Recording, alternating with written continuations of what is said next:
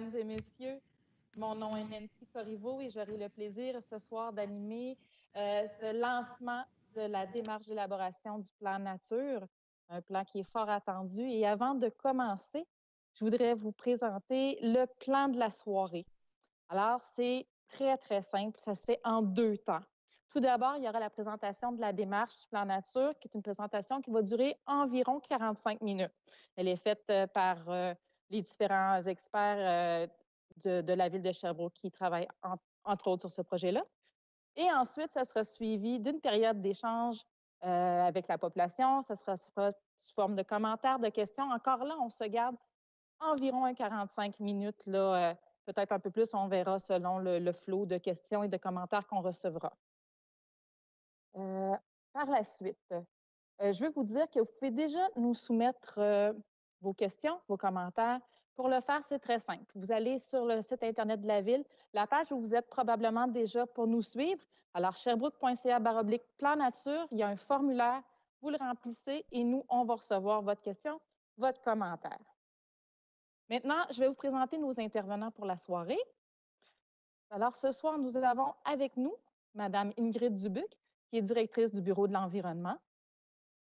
Mme Chantal Pelchat, chargée de projets en environnement au Bureau de l'environnement. Monsieur Jean-Philippe Boyer, agent de projet en environnement au Bureau de l'environnement. Mme Lynne Dansereau, chef de section planification, réglementation et programme au service de la planification et de la gestion du territoire. Ces 4 personnes sont celles qui vont vous présenter la première partie de la soirée.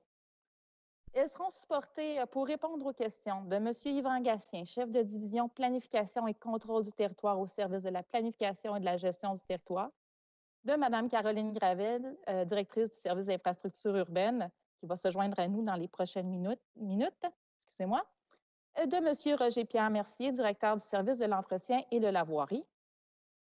Et évidemment, on peut aussi compter sur la présence de plusieurs membres du conseil municipal ce soir. Évidemment, M. Steve Lucier, maire de Sherbrooke. Bonsoir. Mme Karine Godbout, présidente du comité de l'environnement. Mme Nicole Bergeron, présidente du comité consultatif agricole et présidente de l'arrondissement de Brompton, Rock-Forest, Saint-Élie-et-Deauville. Bonsoir. De Mme Danielle Berthold, vice-présidente du comité consultatif d'urbanisme. Bonsoir tout le monde. De Mme Chantal L'Espérance, présidente de l'arrondissement des Nations. Bonsoir. Bonsoir, Mme L'Espérance. De M. Claude Charon, président de l'arrondissement de Lennoxville. Bonsoir. Alors, dès à présent, je cède la parole à Mme Karine Godbout, présidente du comité de l'environnement, pour nous souhaiter le mot de bienvenue. Alors, bonsoir. D'abord, mes salutations à Monsieur le maire. Merci d'être là ce soir. Madame Nicole Bergeron, à titre de présidente du comité consultatif agricole, aussi membre de l'exécutif et présidente de l'arrondissement Brompton, Rock-Forest, Saint-Élie-Deauville. Madame Danielle Berthold, à titre de vice-présidente du comité consultatif d'urbanisme, membre de l'exécutif également et de l'arrondissement Fleurimont. Madame Chantal L'Espérance, à titre de présidente de l'arrondissement des Nations et membre de l'exécutif, ainsi que Monsieur Claude Charon, à titre de président de l'arrondissement, de Lennoxville.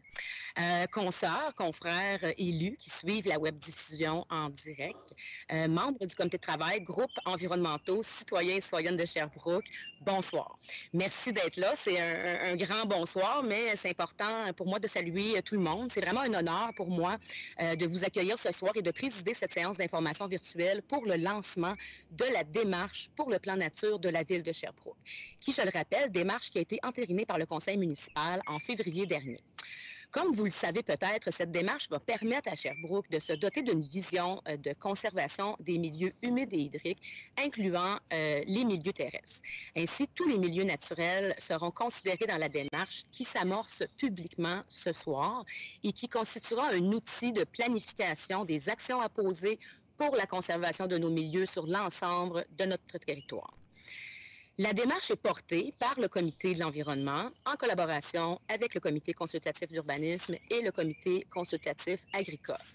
Cette rencontre virtuelle ce soir permettra en fait d'en apprendre davantage sur les milieux naturels, va présenter la démarche complète du plan nature, les moyens mis en œuvre pour permettre la concertation de tous les acteurs autour de ce plan, ainsi que les membres du comité, du groupe de travail auquel pourront se joindre des citoyens et citoyennes intéressés à s'impliquer dans le processus. Je vous reparle de cette partie-là un petit peu plus vers la fin et vous le sera également présenté lors de la présentation. J'aimerais vous parler aussi un petit peu de ma posture comme présidente du comité du groupe de travail de la démarche du plan nature. Une posture qui en est une d'ouverture et de collaboration dans un objectif, bien sûr, de co-construire collectivement une vision pour le territoire. Donc, la démarche du plan nature ce soir est une bonne porte d'entrée pour adresser toutes les questions en lien avec ces enjeux-là de protection et de conservation. Toutes les questions, les idées, les propositions reçues ce soir seront traitées et répondues. Il y aura aussi d'autres moments dans la démarche de ce plan nature où il y aura des consultations prévues à différentes phases. Donc, le chemin vers la réalisation du plan nature de la ville de Sherbrooke nous amène aussi devant d'importantes questions qui se posent sur un horizon à plus court terme. Simplement pour vous ramener dans une citation d'un article de la Tribune du 1er juin 2020 de Jonathan Cousteau, où le titre était « Les obstacles levés pour 50 maisons près du chemin Réaume ». Le début de la citation, c'est que Karine Godbout a proposé de geler la zone concernée en attendant le dépôt du plan des milieux humides et hydriques en 2022. Il faut arrêter de développer hors périmètre urbain et de le faire aussi en zone à forte valeur écologique. Donc, malgré le questionnement qui nous habitait dans ce dossier-là, se peut difficilement, effectivement, dissocier cette vision qu'on a d'y aller à la pièce à ce niveau-là. Donc, vous comprendrez que qu'est-ce que je veux vous dire, c'est que je suis moi aussi préoccupée par tout ça et que j'ai aussi un rôle et une responsabilité d'adresser ce genre de questions-là et c'est ce que j'ai fait à ce moment-là. Donc, ce que je veux vous dire en introduction, c'est que le Bureau de l'environnement travaille actuellement déjà sur une proposition pour des actions à court et à moyen terme, justement en attendant concrètement l'entrée en vigueur du plan nature de la ville de Sherbrooke qui sera déposé en juin 2022, je le rappelle. Donc, nous avons actuellement des outils et des mécanismes qui sont à notre portée et qui sont en analyse, dont la résolution et le règlement de contrôle intérimaire. Évidemment, toutes les questions sur le court terme sont pertinentes et légitimes et doivent être posées. Elles le sont, je vous l'assure, et elles seront prises en compte pour la suite de la démarche. Donc, cette démarche du plan nature est évidemment une occasion de travailler ensemble pour la collectivité, pour notre ville, pour le bien commun, pour la participation aussi du plus grand nombre, pour améliorer nos milieux et la qualité de vie de toutes et tous, pour mettre des bonnes idées en commun pour la communauté et pour être le liant d'une vision concertée et stratégique. Donc, il est important de reconnaître d'où on vient, d'où on part. Mais dans le cadre des différentes étapes de réalisation du plan nature, moi, je vais vous inviter surtout à regarder en avant, à innover, à être créatif, à faire preuve de leadership, à rêver notre territoire pour la protection de nos milieux naturels, avoir des corridors verts pour la biodiversité, des connectivités entre les milieux de proximité, des sentiers accessibles pour des activités, enfin reconnaître les services que l'écosystème nous rend et maintient l'équilibre dans nos vies. Donc, en terminant, et là, je termine pour vrai, merci à toutes aussi les équipes de services de la Ville, au Bureau de l'environnement, qui sont présents ce soir, qui ont travaillé très fort, car c'est beaucoup de préparation, ce genre de séance, d'autant plus virtuelle. Donc, je vous remercie et j'apprécie aussi tous les efforts accomplis pour rendre disponible plus d'informations possibles sur le site sherbrooke.ca/plan nature. Donc, sur ce soir, c'est le début d'un beau processus, c'est votre soirée et je vous en souhaite une bonne. Merci beaucoup.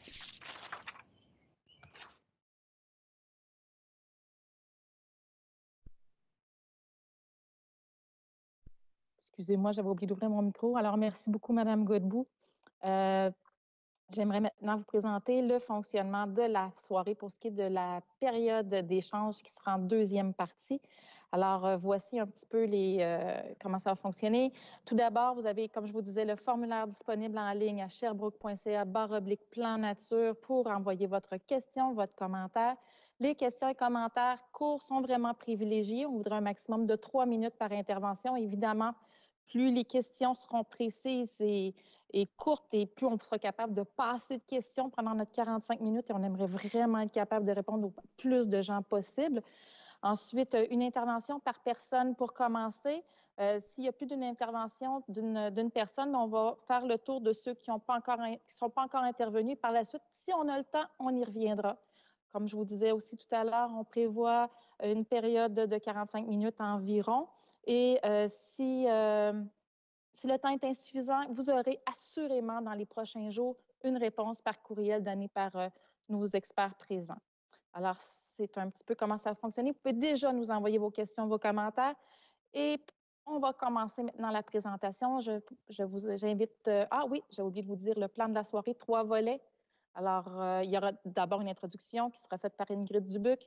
Ensuite, le volet 1, les milieux naturels. Le volet 2, la démarche du plan nature. Le volet 3, la concertation. Et enfin, la période de questions et d'échanges, suivi des mots de la fin. Madame Dubuc, je vous laisse la parole. Merci, Madame Corriveau. Merci beaucoup, Madame Godbout. Donc, effectivement, nous lançons ce soir la démarche du plan nature. Donc, suite à la résolution qui a été prise par le Conseil municipal en février 2020, qui confirmait ainsi l'engagement du Conseil municipal de se doter d'un plan de conservation, c'est ce soir que l'on fait le lancement officiel. Le plan nature va devenir l'outil de planification pour la conservation des milieux naturels. Ça va nous permettre d'avoir une vision d'ensemble des milieux naturels afin de favoriser un aménagement durable et structurant. Lors de l'acceptation de la démarche du plan nature, Sherbrooke a aussi choisi d'y inclure les milieux terrestres, en plus de l'obligation des milieux humides et hydriques selon les normes du ministère de l'Environnement dont on va parler un peu plus tard. Le plan nature va donc permettre de renforcer les mesures de protection déjà existantes à Sherbrooke. Effectivement, on retrouve dans les documents déjà existants qui guident la ville l'importance de préserver l'environnement, que ce soit au niveau de l'énoncé de développement stratégique qui fait référence à une conservation de 12% du territoire en milieu naturel, ou encore dans le schéma d'aménagement où on mentionne de protéger et mettre en valeur les milieux naturels d'intérêt et leurs interconnexions, de protéger le réseau hydrique à l'échelle des bassins versants et de créer une ceinture verte et un réseau des parcs nature. Donc, à l'intérieur des documents qui guident les orientations de la ville, nous trouvons déjà la notion de préservation des milieux naturels, mais le plan nature va pouvoir les consolider. Maintenant, qu'est-ce qu'un plan nature? Un plan nature, c'est une nouvelle obligation légale qui provient du ministère de l'Environnement. Cette obligation légale-là est pour tout ce qui a trait aux milieux humides et hydriques. C'est une nouvelle loi du ministère de l'Environnement. De plus, ce sera une manière d'augmenter la prévisibilité pour le développement du territoire, de même que d'être un exercice adapté au contexte régional. Et c'est assurément une excellente occasion de mieux connaître et de réfléchir notre territoire. Maintenant, à quel endroit s'insère un plan nature? Donc, vous allez avoir dans le schéma que nous vous présentons les emplacements où s'intègre bien le plan nature. Mais c'est quoi? C'est effectivement une planification sectorielle au même titre que le plan de développement de la zone agricole ou encore le plan de mobilité durable. Et c'est une démarche qui se doit d'être harmonisée avec le schéma d'aménagement. Donc, le plan nature est au niveau de la MRC, au même titre que le plan régional des milieux humides et hydriques des autres MRC. Et encore une fois, Sherbrooke a choisi d'y intégrer les milieux naturels.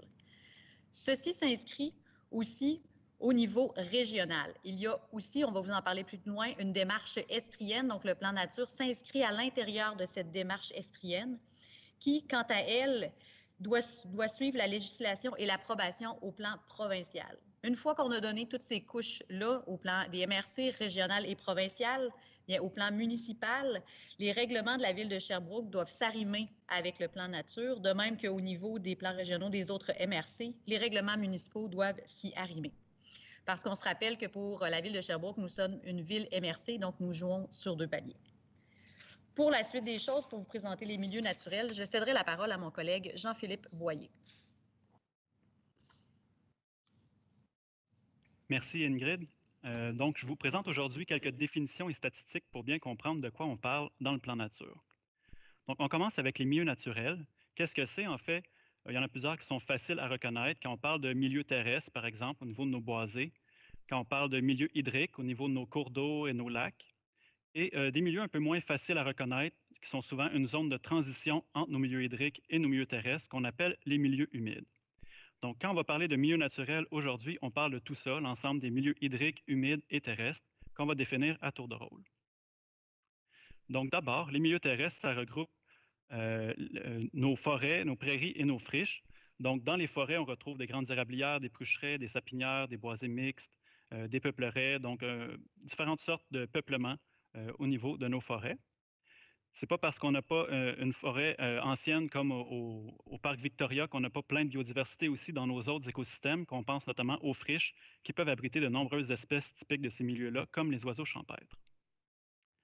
Maintenant, au niveau des milieux hydriques, ils comprennent les rivières, les ruisseaux permanents et intermittents, ainsi que les lacs. Ça va inclure aussi les rives, donc de 10 à 15 mètres de part et d'autre des cours d'eau et des lacs, ainsi que les plaines et les zones inondables. Au niveau des fossés, que ce soit les fossés de voies publiques ou privées, les fossés mitoyens ainsi que les fossés de drainage, ils ne font pas partie des milieux hydriques. Maintenant, je vous présente ici une carte qui est tirée de notre schéma d'aménagement où on peut voir les principaux cours d'eau sur notre territoire. Donc, on remarque, en fait, cette cartographie des cours d'eau-là est en cours de révision en ce moment et va être disponible au cours de la démarche. Donc, sur le territoire à Sherbrooke, on a environ 10,5 % de la superficie qui est en milieu hydrique, dont environ 11,7 km² de rivières et de plans d'eau.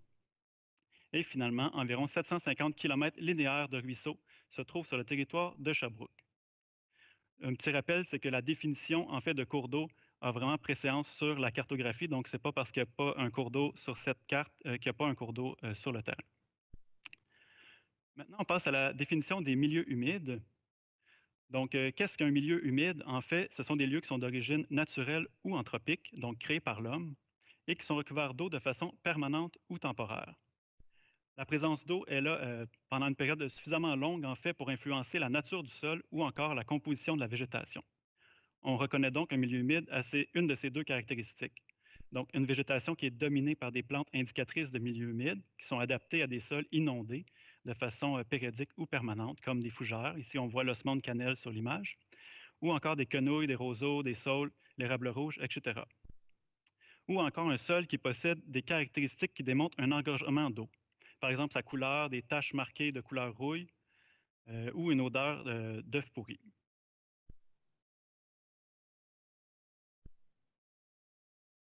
Désolé. OK. On a 4 grands types de milieux humides ici. En fait, il y a 4 grands types de milieux humides au Québec. Donc, le premier type, c'est l'étang, qui est un milieu de faible profondeur avec une végétation qui est principalement composée de plantes flottantes et submergées. Quand les plantes sont surtout émergentes et que ce sont des plantes herbacées, on parle alors d'un marais. Quant au marécage, c'est un milieu qui est dominé par des arbres ou des arbustes. C'est ça. Et au niveau de la tourbière, finalement, c'est un milieu où on a une épaisseur de matière organique d'au moins 30 cm au niveau du sol. Donc, une épaisseur de tourbe, d'où son nom tourbière. Les tourbières peuvent être boisées ou non. Il s'agit des écosystèmes qui sont assez pauvres et acides. Mentionnons aussi que les milieux humides sont des écosystèmes qui sont dynamiques, donc qui peuvent changer dans le temps en fonction des changements de drainage, et ils peuvent être parfois en complexe de plusieurs types de milieux humides adjacents. On peut voir sur cette carte qui provient de la cartographie réalisée récemment par Canard Illimité et le ministère de l'Environnement que 69 % des milieux humides à Sherbrooke sont des marécages et 19 % sont des tourbières. Donc, on comprend rapidement que la majorité de nos milieux humides ici à Sherbrooke se retrouvent en milieu boisé. En fait, environ 8,6 % du territoire de Sherbrooke est constitué de milieux humides, ce qui représente environ 31,4 km² sur les 366 km² du territoire. Cette cartographie sera rendue publique au cours de la démarche. Donc, pourquoi on devrait se préoccuper de nos milieux naturels? En fait, les milieux naturels présents sur un territoire constituent une véritable richesse pour la collectivité et nous rendent de nombreux services dont on prend souvent conscience lorsqu'on les perd. Donc, je vais vous énumérer quelques services ici ce soir, mais il y en a plusieurs autres. Tout d'abord, les milieux naturels agissent comme des filtres pour l'air et l'eau en réduisant la pollution. Effectivement, ils agissent comme un filtre contre la pollution de l'eau, notamment par la rétention des sédiments et la stabilisation des sols ainsi que des berges. Ils vont aussi jouer un rôle d'éponge. L'eau qui se retrouve en fait dans un milieu naturel va être captée par la végétation. Il va avoir tendance à s'infiltrer dans le sol plutôt que de ruisseler vers les rivières. Cela permet de faire une régulation des niveaux d'eau, un peu comme le fait les bassins de rétention qu'on doit aménager quand on imperméabilise des surfaces en milieu urbain. Finalement, ça permet aussi de ralentir l'eau, ce qui permet aux sédiments et aux contaminants qui y sont liés de se déposer plutôt que de rejoindre nos cours d'eau. Un autre service qu'on connaît bien et qu'on profite, ce sont, dans le fond, les activités récréo-touristiques. Les milieux naturels nous permettent la tenue d'une multitude de ces activités. Ce sont des sites où on peut jouer, apprendre, explorer la nature, des destinations pour la pratique d'activités nautiques, de la baignade, la navigation de plaisance, la chasse, la pêche, la randonnée, la photographie et tant d'autres activités encore. En fait, la nature procure des bienfaits physiques et mentaux aux personnes qui prennent le temps d'en profiter. Et finalement, mentionnons que la qualité du paysage est aussi reconnue pour augmenter la valeur foncière des propriétés.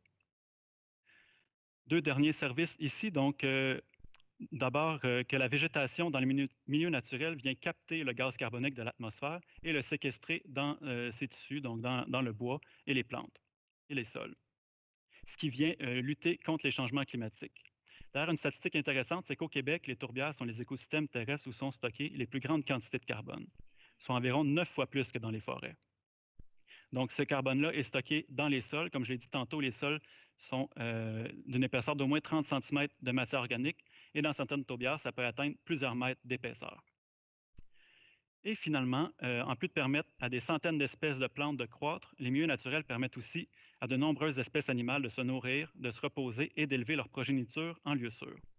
On peut y observer notamment des espèces à statut précaire, comme l'ail des bois, le noyer cendré, le petit blongiot, la tortue des bois, ainsi que le petit ramoneur, et plusieurs centaines d'autres espèces d'animaux, de plantes et de champignons. Ici, j'ai illustré le renard et le porc-épic comme espèces plutôt communes qu'on peut retrouver à Sherbrooke.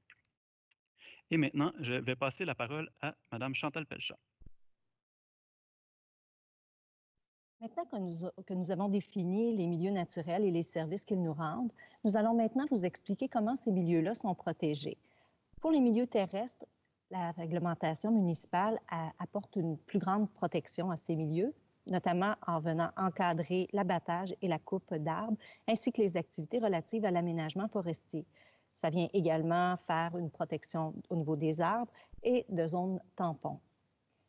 Au niveau des milieux humides, ce sont généralement les lois et règlements provinciaux qui viennent encadrer ces milieux et les protéger par des autorisations.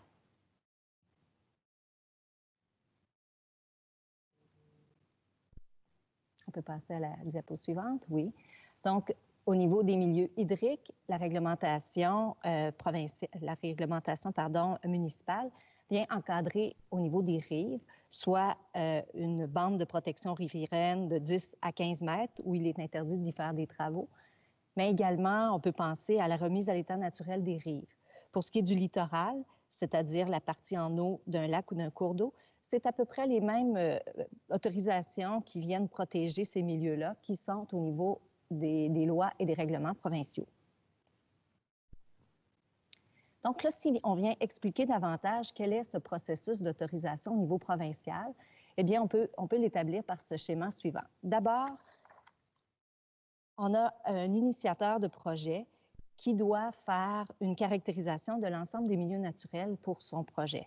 Donc, le processus est standardisé et réalisé par des spécialistes. Lorsque des milieux humides ou des milieux naturels sont présents sur le terrain et qu'il veut les perturber, donc affecter ces milieux-là, l'initiateur doit apporter des justifications en regard de la séquence éviter, c'est-à-dire trouver un site de remplacement, minimiser, essayer de réduire les impacts des milieux humides et hydriques et, en dernier recours, venir compenser les pertes inévitables. La contribution financière qui est versée pour la compensation est versée dans un fonds qui est géré par le gouvernement provincial. Ça permet de restaurer et de créer de nouveaux milieux pour contrebalancer les pertes inévitables et cette enveloppe est répartie généralement par MRC ou par bassin versant. Et c'est géré par le programme de restauration et de création de milieux humides et hydriques. À Sherbrooke, les compensations sont identifiées ici, c'est-à-dire que pour détruire un milieu humide, ça peut atteindre jusqu'à 46 $ le mètre carré. Et vous pouvez voir au niveau du littoral, pour les rives et les plaines inondables, la compensation financière ne s'applique pas pour le moment. Donc, si on donne un exemple concret, lorsqu'un initiateur de projet veut détruire un milieu humide qui a la dimension, par exemple, d'un terrain de soccer, soit d'un peu moins qu'1 hectare, il lui en coûtera près de 300 000 $. Donc, tant la compensation financière que la séquence d'atténuation éviter, minimiser, compenser, ce sont deux éléments suffisamment dissuasifs pour venir limiter les interventions en milieu humide et hydrique. Actuellement, la protection des milieux se fait, pas la protection, mais l'analyse des milieux est évaluée à la pièce. Donc, à l'échelle même soit d'un projet domiciliaire ou d'un projet de petite envergure.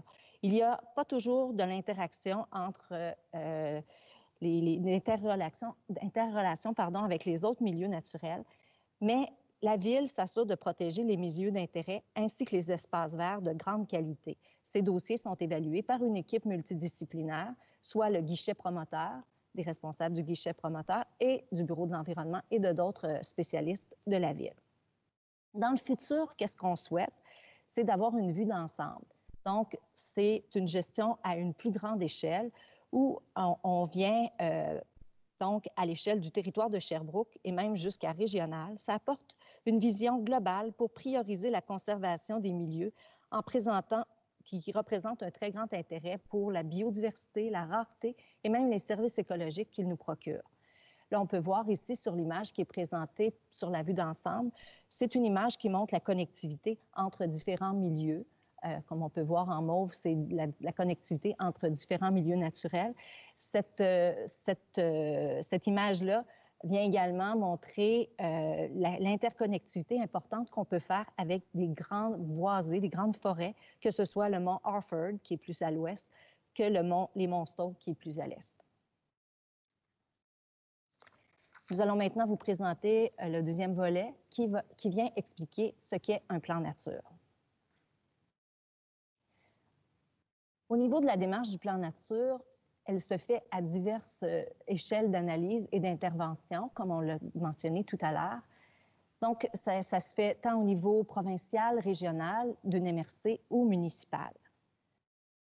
D'abord, il faut rappeler que le provincial a émis une obligation au MRC, celle d'élaborer un plan régional des milieux humides et hydriques.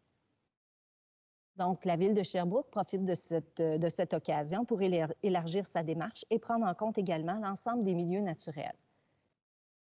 Ça se fait donc à l'échelle d'une MRC, mais elle doit également prendre en compte aussi ce qui se passe à l'extérieur de son territoire, d'où l'idée d'avoir une vision plus régionale, une démarche estrienne, qu'on viendra vous présenter davantage tout à l'heure.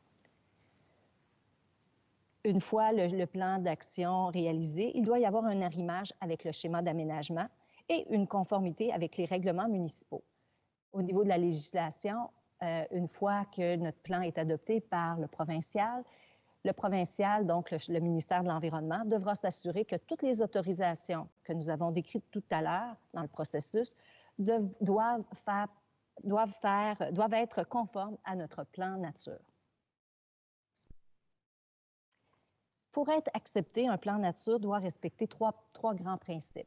Le premier principe est de favoriser l'atteinte du principe d'aucune perte nette de milieux humides et hydriques. Qu'est-ce que ça vise? L'objectif, c'est d'équilibrer les pertes et les gains écologiques en termes de superficie, de fonctions écologiques, de biodiversité au niveau des milieux humides et hydriques. Ainsi, comme mentionné tout à l'heure, les pertes inévitables doivent être contrebalancées par la restauration et la création de nouveaux milieux humides et hydriques. Le deuxième principe vise à assurer la gestion cohérente par bassin versant.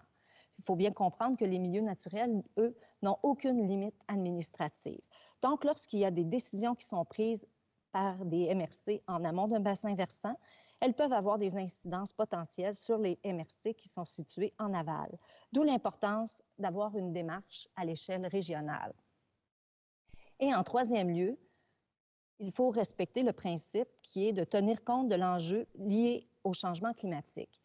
On sait que certains milieux naturels ont des fonctions écologiques qui nous permettent de réduire la vulnérabilité de secteurs sensibles et viennent ainsi atténuer les effets des changements climatiques. Je vais donc maintenant céder la parole à mon collègue Jean-Philippe Boyer. Oui, donc je vais poursuivre avec la démarche du plan nature comme tel. Donc, c'est une démarche qui est en 5 étapes avant d'arriver au dépôt du plan nature et de son adoption. Donc, cette démarche-là comprend la préparation de la démarche, le portrait du territoire, le diagnostic des milieux naturels, les engagements de conservation et la stratégie de conservation, et finalement le dépôt du plan nature et son adoption. Donc, le dépôt doit être fait au ministère de l'Environnement au plus tard en juin 2022. Donc, vous voyez à droite l'échéancier qu'on a afin d'atteindre cette échéance en juin 2022. Donc, on va vous expliquer dans les prochaines diapositives sommairement ces 5 étapes. Donc, la première étape, la préparation de la démarche. En fait, on est à la fin de cette étape en ce moment. Donc, c'était une étape qui nous permettait de définir les besoins de Sherbrooke d'abord, ce qui a mené notamment à élargir la démarche à l'ensemble des milieux naturels, comme on l'a déjà mentionné. Ça permettait aussi de recueillir les données disponibles, par exemple avec la cartographie des milieux humides et la cartographie des cours d'eau qu'on vous a présenté sommairement plus tôt, et de planifier l'ensemble de l'exercice, y compris une démarche concertée avec les autres MRC de l'Estrie qu'on vous présentera bientôt. Finalement, on a organisé le processus de consultation qui fait l'objet du 3e volet de la présentation de ce soir. La deuxième étape de la démarche, c'est de réaliser un portrait du territoire. Ce portrait-là sera en 2 volets. Le premier volet, c'est le contexte d'aménagement, qui comprend notamment le contexte socio-économique, par exemple les perspectives démographiques, les grands secteurs d'activité économique, etc., ainsi que la planification du territoire. Donc, sur l'image ici, on voit le concept d'organisation spatiale de notre schéma d'aménagement. On peut aussi penser aux grandes affectations du territoire, aux développements qui sont prévus et plusieurs autres volets aussi. Au second volet, le contexte environnemental, on va recenser les milieux naturels comme tels. Donc, ça va nous permettre de voir quelle quantité, quelle superficie, quelle répartition et quel type de milieux naturels on a sur notre territoire. Et on va aussi évaluer les problématiques ainsi que les perturbations. Donc, pour avoir un certain niveau de l'état de santé de nos milieux naturels à Sherbrooke, avec des données comme le suivi de la qualité de l'eau ou l'intégrité des bandes riveraines, par exemple. Finalement, on va recenser les milieux naturels qui sont déjà protégés sur notre territoire. Ce portrait-là va servir de référentiel pour le suivi ultérieur du plan nature qui, je dois le rappeler, doit être révisé à tous les 10 ans selon la loi. La 3e étape, c'est le diagnostic des milieux naturels. Donc, on va croiser et analyser les données du portrait afin d'identifier les enjeux environnementaux. Donc, on peut penser ici, par exemple, au paysage, aux usages récréotouristiques, à la qualité de l'eau ou encore aux inondations. Les enjeux environnementaux vont être réalisés par unité géographique d'analyse. Donc, on va séparer le territoire en différentes sous-unités qui vont permettre de moduler les objectifs de conservation en fonction de réalités locales particulières. Ensuite, à partir de ces enjeux-là, par unité géographique d'analyse, on va identifier les milieux d'intérêt pour la conservation à partir d'une méthodologie rigoureuse et objective, ce qui va nous permettre, entre autres, de comprendre comment la conservation des milieux humides et hydriques d'intérêt pourrait aider la collectivité au niveau des fonctions écologiques, et on devra établir aussi l'état de conservation souhaité pour les 10 prochaines années. Donc, pour les prochaines étapes, je cède la parole maintenant à ma collègue Lynne Dansereau. Merci, Jean-Philippe. La 4e étape est l'étape d'engagement, des engagements plutôt de conservation. Elle vise à concilier les milieux naturels d'intérêt pour la conservation avec les contraintes d'aménagement. Cette étape-là, plus particulièrement, consiste à analyser les diverses contraintes d'aménagement, comme par exemple les affectations urbaines, les zones de développement prioritaires au niveau résidentiel, les projets d'infrastructure ou d'équipement public, afin de voir où une conciliation et une harmonisation des usages doivent être réalisées entre le développement et la conservation des milieux hydriques et humides d'intérêt. Elle permet aussi d'évaluer l'impact des choix d'aménagement du territoire sur la conservation des milieux d'intérêt. Elle devra décrire en quoi la conservation pourra être incompatible avec une orientation ou un objectif du schéma d'aménagement. S'il y a lieu, il faudra examiner la possibilité de réaliser le développement ailleurs que dans les milieux humides et hydriques d'intérêt et déterminer l'impact de développement sur le maintien des fonctions écologiques. C'est aussi à cette étape que la Ville doit faire des choix de conservation, les justifier, les identifier. Par exemple, il faudra identifier les milieux humides et hydriques à protéger dans leur état, ceux pouvant être utilisés d'une façon durable, c'est-à-dire, par exemple, en identifiant des mesures de protection, les milieux visés pour la restauration et ceux qui présentent un potentiel pour la création. Cela signifie aussi de prioriser la conservation des milieux qui présentent le plus grand intérêt afin de conserver les fonctions écologiques importantes pour le bon fonctionnement des écosystèmes. Il faudra établir le niveau optimal de conservation relatif à chaque milieu par des décisions d'aménagement éclairées. La Ville pourrait juger pertinent de modifier son schéma afin de protéger certains milieux d'intérêt. L'étape 5 consiste en une stratégie de conservation. Elle vise à se traduire par l'élaboration d'un plan d'action et des moyens de conservation. Par exemple, la MRC de Drummond interdit les ouvrages, constructions, travaux nécessitant remblai, déblai, drainage, dragage dans les milieux humides d'intérêt régional et dans une zone de tampon de 30 mètres autour de ceux-ci. Il existe également d'autres moyens de conservation, comme par exemple des dispositions normatives dans la réglementation ou l'acquisition de connaissances, ainsi que des moyens de communication, d'éducation et de sensibilisation. Il faudra également prévoir des mesures de suivi des actions et d'évaluation du plan régional. Comme mentionné précédemment,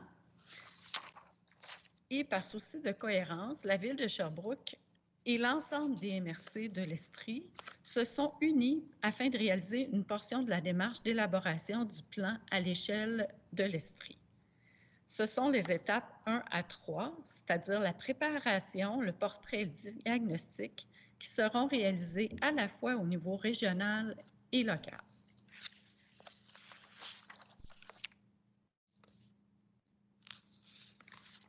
Ici, on revoit le schéma. Madame Pelcha vous expliquait un peu plus tôt le mode de gestion actuel des milieux humides et hydriques.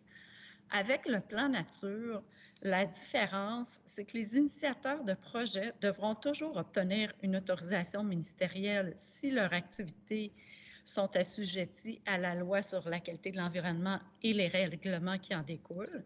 Cependant, l'autorisation environnementale devra tenir compte du plan nature et des orientations, des objectifs et des stratégies de conservation qui ont été déterminés. Je passe maintenant la parole à Mme Ingrid Dubuc. Maintenant, nous allons vous expliquer quelles seront les étapes et les mécanismes dans le processus de concertation. Comme vous avez vu un peu plus tôt dans la présentation de la part de mon collègue Jean-Philippe, vous retrouvez ici les différentes étapes de la démarche, mais je vais mettre l'emphase sur les moments où il y aura des opportunités au niveau public de pouvoir influencer la démarche. Nous sommes à la première étape. Donc, nous sommes en juin 2020 et c'est le lancement de la démarche. Par la suite, une fois que le portrait du territoire sera établi, Donc, au préalable, en septembre 2020, il y aura la formation du groupe de travail, septembre 2020. Ensuite, ce sera la consultation publique sur le portrait et les enjeux qui aura lieu à l'hiver ou au printemps 2021, selon le délai nécessaire pour faire le portrait global et réaliser quels sont les enjeux. Nous aurons ensuite la consultation publique sur le plan préliminaire au printemps 2022 pour, par la suite, bien entendu, faire le dépôt et l'adoption du plan nature à l'été, en juin 2022. Donc, vous avez vu qu'au cours de la démarche de concertation, il y a des jalons, il y a des étapes où il y aura des consultations et des séances publiques. Tout au long de la démarche, l'adresse que vous avez prise pour venir vous joindre à nous sera disponible et toute l'information de la démarche sera toujours disponible à cet endroit. Dans le processus de la démarche, il y aura une création d'un groupe de travail, ce que nous disons que la première rencontre sera en septembre 2020. Donc, les présidences du comité de l'environnement, du comité consultatif en urbanisme et du comité consultatif agricole participeront aux rencontres du groupe de travail à titre de personnes ressources en soutien aux travaux. Donc, bien entendu, le groupe de travail, ce ne sera pas que les 3 présidences. Les différents groupes d'intérêt, que ce soit au niveau agricole, au niveau du développement, au niveau environnemental, forestier et population autochtone seront représentés, de même que 2 membres citoyens, et le tout sera sous la responsabilité du Bureau de l'environnement. Le groupe de travail aura le mandat de faire des recommandations au comité de l'environnement relatifs aux différentes étapes de la démarche. À l'intérieur de la composition du groupe de travail, ou plutôt le groupe de travail sera aussi associé à une équipe de réalisation des experts au plan technique de la Ville qui participeront pour amener de l'expertise et des connaissances à la démarche, des groupes d'experts externes qui se joindront à la démarche, de même que le comité de coordination de la démarche régionale dont mes collègues ont amplement parlé. Donc, il y a tous ces arrimages-là. Donc, encore une fois, les recommandations du groupe de travail seront dirigées vers le comité de l'environnement qui, quant à lui, le feront cheminer vers le comité exécutif et le conseil municipal. Qu'est-ce que le groupe de travail? Bien, son rôle, c'est de servir de lieu privilégié de concertation avec les groupes d'intérêt pour atteindre les objectifs communs du plan nature et en arriver à des solutions de consensus. Quels sont encore ces objectifs? Bien, c'est de bien représenter les groupes d'intérêt et les citoyens dans les différentes étapes du processus du plan nature et d'émettre des recommandations, le cas échéant, au comité de l'environnement dans l'optique de favoriser l'adhésion des groupes d'intérêt ainsi que la population générale envers le plan nature. Quels sont les critères de sélection des membres? Bien, c'est d'abord la capacité d'agir comme représentant d'un secteur donné et de bien relayer les enjeux et les préoccupations du secteur qu'ils représentent. C'est bien entendu une indépendance, donc une absence de conflit d'intérêts sur les dossiers de conservation, sur des dossiers de conservation en particulier. C'est d'être disponible en fonction de l'implication attendue et c'est d'avoir de l'intérêt par rapport au rôle et aux objectifs du groupe de travail. Maintenant, qui est le groupe de travail? Il y a, donc, ce sont les représentants des groupes d'intérêt. Peut-être certains d'entre vous, vous êtes en ligne avec nous et si c'est le cas, merci beaucoup et merci d'avoir accepté aussi de faire partie du groupe de travail. Donc, pour représenter le groupe agricole, il s'agit de Mme Lise Gault, qui est conseillère en aménagement et environnement à l'UPA. Dans le secteur du développement, M. Alain Daudier, porte-parole du comité de développement durable et affaires municipales de l'APCHQ Région de l'Estrie. Madame Jacinthe Caron pour les groupes environnementaux, qui est directrice générale au Conseil régional d'environnement de l'Estrie. Madame Julie Grenier aussi pour les groupes environnementaux, qui est coordonnatrice de projet du COGESAF. Représentant les groupes forestiers, M. Denis Boutin, qui est directeur général du regroupement forestier Action Saint-François. Et pour représenter les populations autochtones, M. Jean-François Provencher, agent de projet au bureau Ndakina, pardon. Donc, ces personnes ont confirmé leur présence et on les en remercie. Nous aurons l'occasion de leur parler très rapidement. Ensuite, maintenant, c'est les groupes de travail, c'est le groupe de travail qui représente les secteurs d'intérêt, les parties prenantes, mais il y a aussi une possibilité pour les citoyens de s'impliquer. À partir de demain, nous ouvrons les candidatures citoyennes où nous demanderons pour combler les 2 postes citoyens de nous envoyer une petite lettre d'intérêt à l'adresse que vous voyez à l'écran, plan.nature@sherbrooke.ca. Et dans le cas où plusieurs candidatures seront retenues, un processus de désignation va être proposé pour les personnes qui auront mentionné leur intérêt.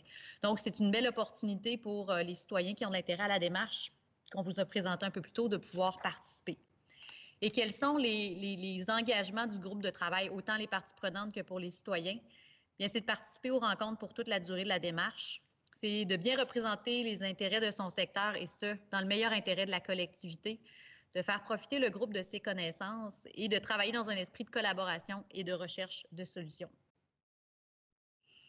Donc, on vous remet la diapositive qui représente le processus de concertation parce que c'est le lancement ce soir officiel et on serait très intéressés, on trouve important que les citoyens puissent participer à cette démarche-là, pouvoir influencer et il y a des moments, des jalons importants. Donc, nous sommes confiants de pouvoir arriver au meilleur plan nature avec la participation de tous dans les différents moments où nous aurons ces opportunités-là. Et encore une fois, toutes les informations du plan nature ou de l'avancement du plan nature seront disponibles sur le site de la Ville de Sherbrooke. Donc, même si vous ne participez pas activement à la démarche, vous avez toujours l'opportunité de consulter ces informations-là. Je vous remercie beaucoup pour votre attention pour la présentation. Donc, ça conclut la première partie de la soirée. Merci beaucoup, Mme Dubuc.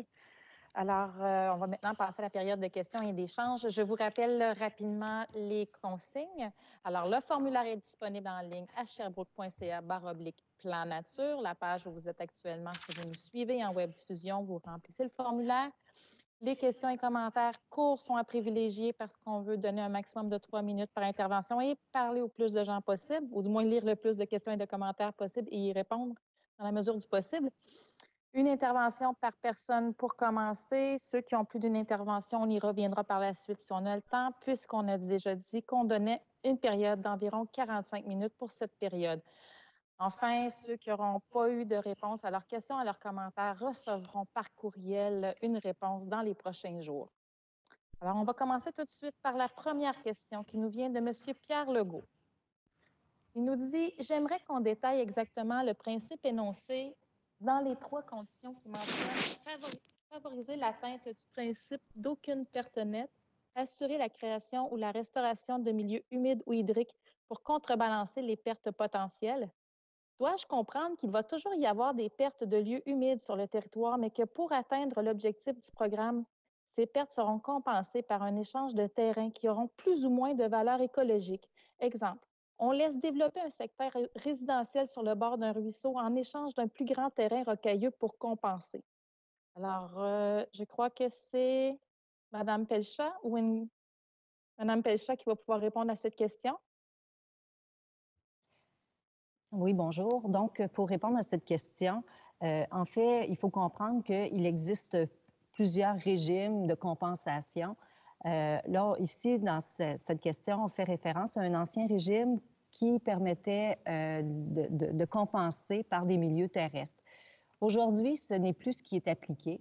On vient compenser maintenant par une compensation financière pour toutes les pertes de milieux humides et hydriques. Donc, dans le principe qu'on vient énoncer de favoriser l'atteinte d'aucune perte nette, eh bien, ce qu'on vient dire, c'est qu'à chaque fois qu'on vient détruire un milieu humide, eh bien, on doit penser soit à venir en restaurer un milieu humide qui est détérioré ou bien en créer un nouveau. Donc, c'est le principe qui est appliqué ici et il n'est donc pas question de venir mettre une compensation terrestre pour venir compenser les pertes des milieux humides et hydriques. Merci beaucoup, Mme Pelchat. Deuxième question qui nous vient de Karine Blanchette.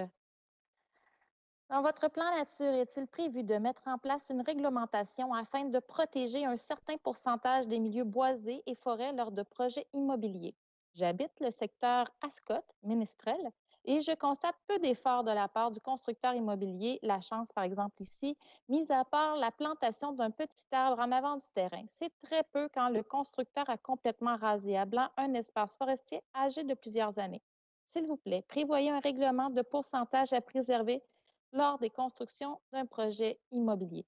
Aussi, est-il prévu de protéger le boisé près de l'école du Phare?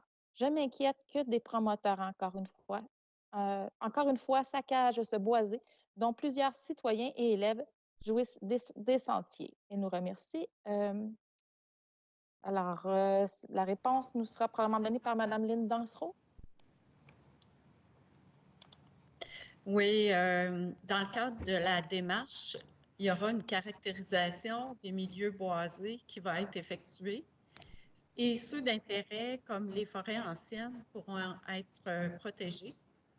Les actions précises qui figureront dans le plan d'action vont être choisies à l'étape 5 de la démarche, comme on l'a présenté un peu plus tôt.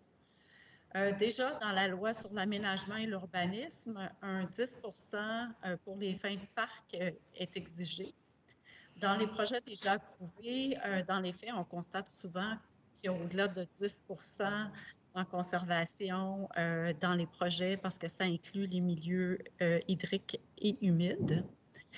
Également, il faut souligner que des objectifs de conservation seront déterminés à l'étape du diagnostic, à l'étape 3. ces objectifs seront par unité géographique d'analyse et non par projet immobilier.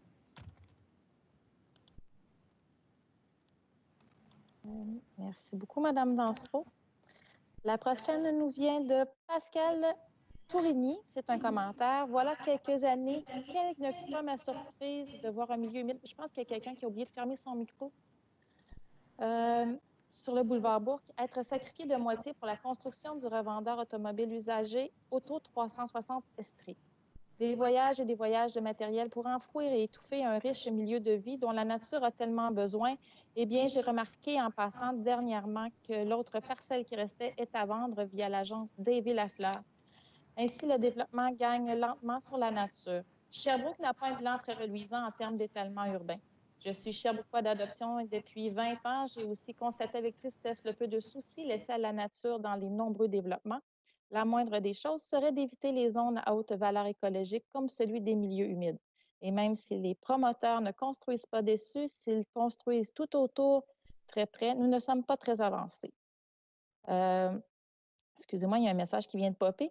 Alors voilà, c'est sensiblement en fait, c'est l'ensemble du message. Monsieur Boyer, si vous voulez répondre. Excusez-moi. Donc, oui, l'objectif du plan de nature, en fait, c'est d'identifier les milieux humides et hydriques qui sont incontournables pour la conservation. Donc, il va y avoir une stratégie de conservation qui va être mise en place et qui va comprendre des actions pour la protection ou leur utilisation durable. Le plan nature va aussi permettre une prévisibilité dans le cadre des développements. Donc, le nouveau plan devra prévoir de restaurer ou de créer des nouveaux milieux humides et hydriques pour contrebalancer les pertes inévitables. Rappelons aussi que les milieux humides détruits pour des projets sont encadrés par la loi sur la qualité de l'environnement. Donc, l'activité doit être autorisée par le ministère de l'Environnement et nécessite une compensation financière pour tout empiètement en milieu humide et hydrique, comme on l'a bien mentionné aujourd'hui dans la présentation. Merci beaucoup, M. Boyer. Ensuite, un commentaire de Raphaël Clich. J'ai honte lorsque j'apprends que la ville de Sherbrooke veut accélérer la destruction des milieux humides. D'ici 2 ans, il n'en restera presque plus et c'est seulement à ce moment qu'ils vont le protéger. Je crois qu'il est très important de protéger nos milieux humides maintenant. Dans 2 ans, ça va être l'équivalent de se moquer de la population. Protéger les milieux humides dans 2 ans va permettre à la ville de bien paraître par une bonne action pour camoufler la destruction qu'elle a encouragée, et accélérer jusqu'avant. Madame Dubuc? Oui, donc c'est important de rappeler que la loi québécoise sur l'environnement ainsi que les règlements municipaux interdisent la majorité des travaux et ouvrages dans les milieux humides et hydriques, à moins d'avoir obtenu une autorisation justement du ministère de l'Environnement. Comme mentionné dans la présentation, la séquence d'atténuation éviter, minimiser, compenser est appliquée par le ministère de l'Environnement lors de l'analyse des demandes. Et par le fait même, une contribution financière, telle que ma collègue Chantal Pelcha l'a mentionné, une contribution financière importante est exigée pour toute perturbation de ces milieux humides et hydriques-là. Cette compensation joue donc un rôle dissuasif.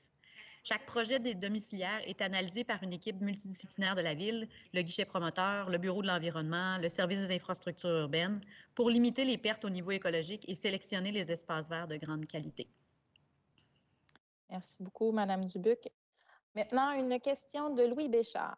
Ma question porte sur le dossier du chemin Réaume en particulier, mais porte en général sur la gestion actuelle des milieux humides à Sherbrooke.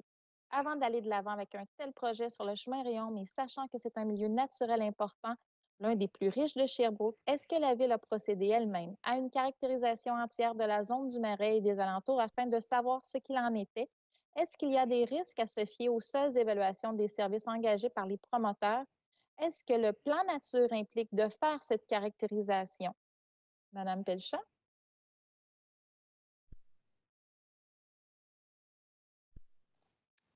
Oui, donc, pour la question, je ne répondrai pas nécessairement au dossier du chemin Réaume, mais je viendrai d'abord répondre davantage à la gestion actuelle pour les milieux humides.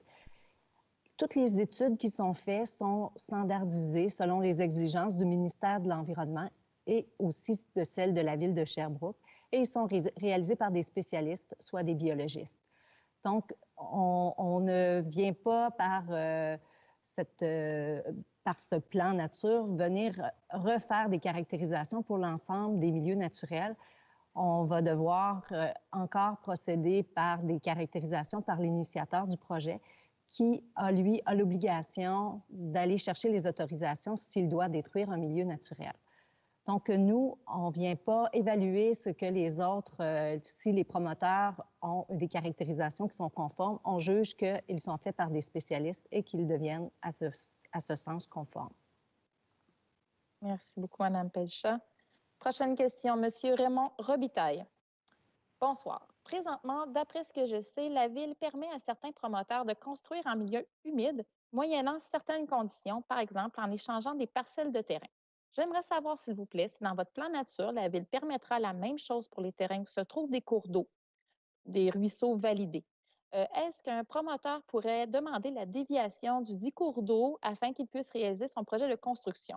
Si oui, quels sont les recours des citoyens? Monsieur Boyer? Oui. Donc, la compensation par des dons de terrain est plus en cours en ce moment. Donc, comme l'a mentionné ma collègue Chantal Pelchat plus tôt dans la présentation, c'est maintenant une compensation financière qui est demandée pour tous les travaux qui vont perturber les milieux humides, mais aussi les cours d'eau.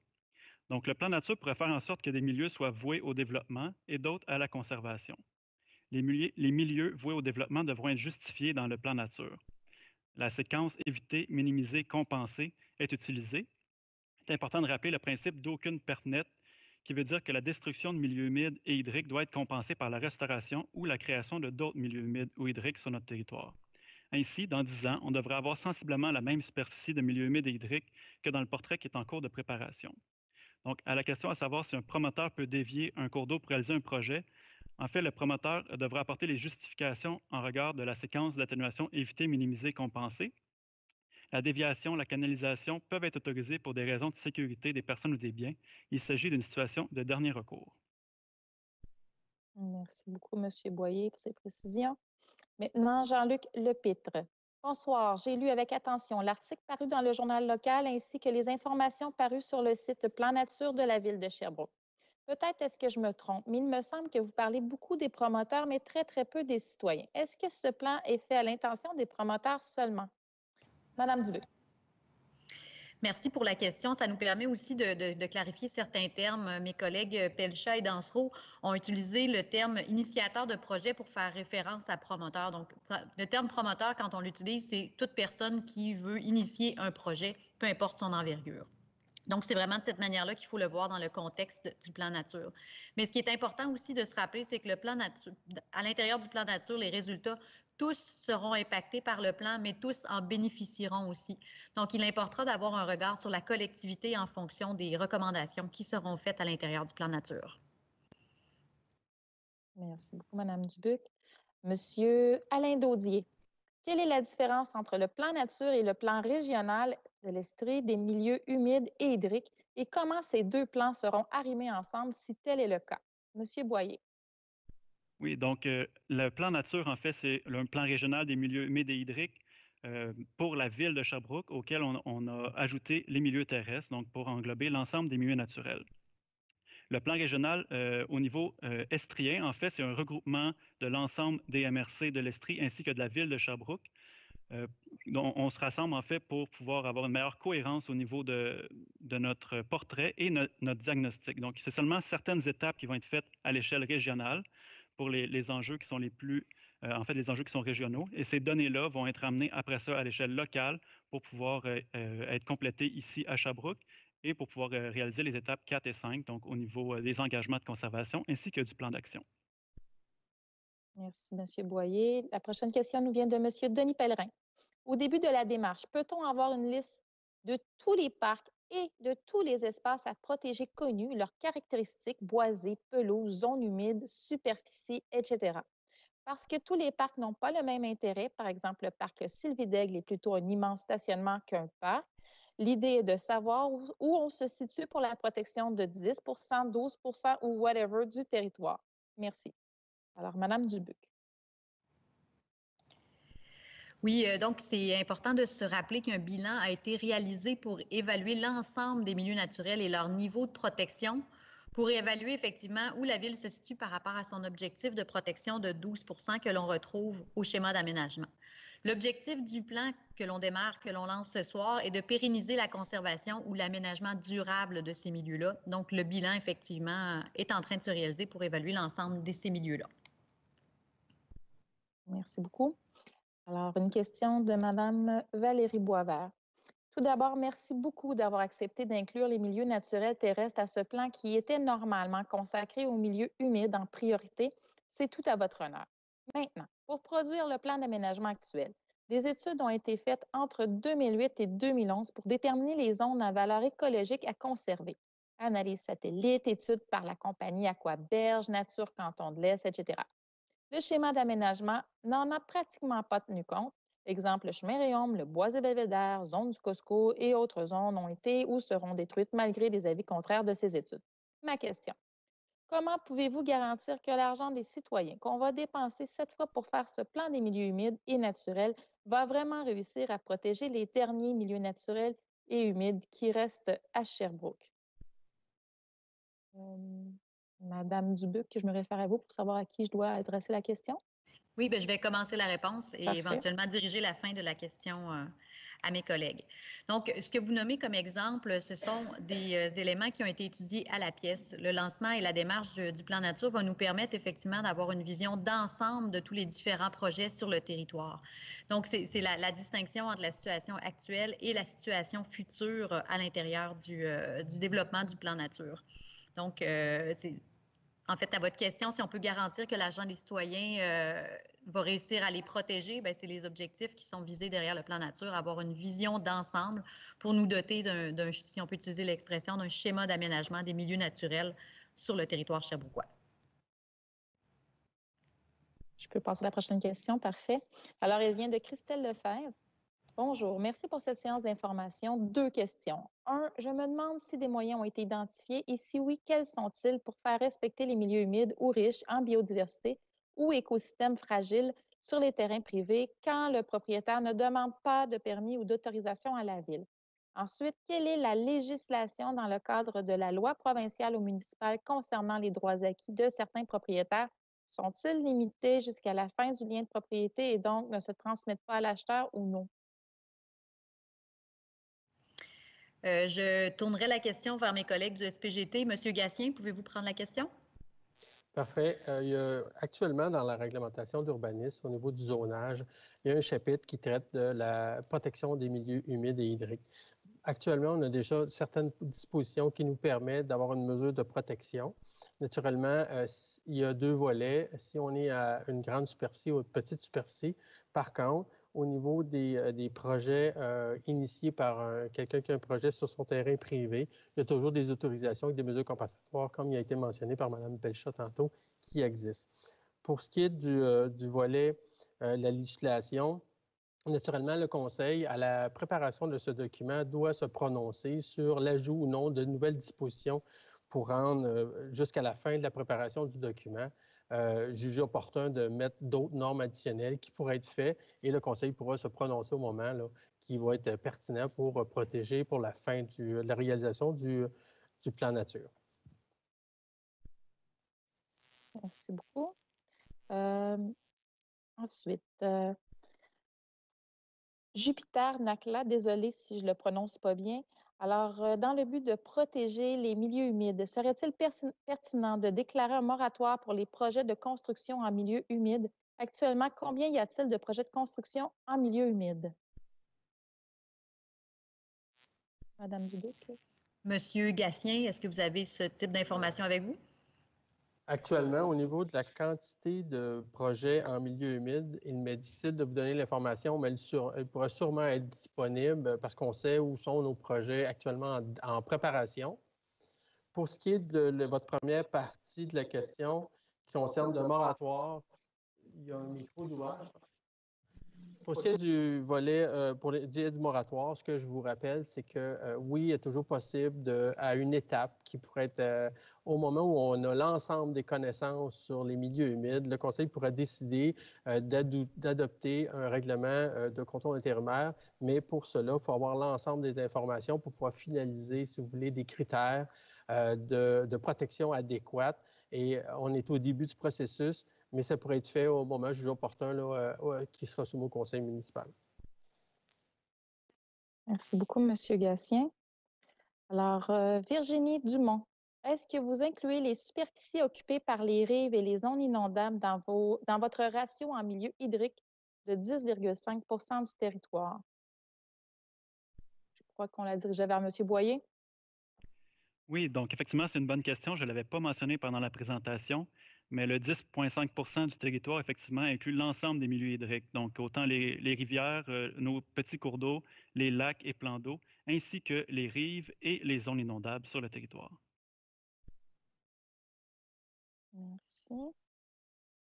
Jean-Paul Reich, avant que le plan soit adopté, comment la Ville protégera les milieux humides, par exemple avec un RCI pour éviter l'accélération des pertes? Madame Dubuc. En fait, mon collègue, M. Gatien, il a fait référence, le règlement de contrôle intérimaire, le RCI, peut être un outil utilisé dans le cadre de la démarche si c'est l'outil qui est préférable. Donc, ça fait partie des réflexions qui sont entamées par l'équipe de travail à ce niveau-là. Un complément, M. Gatien, là-dessus? Oui, je vous référais au règlement de zonage, comme je l'ai mentionné tantôt, il y a des normes qui viennent encadrer tout ce qui est intervention dans le milieu humide. Actuellement, on l'a déjà dans notre disposition.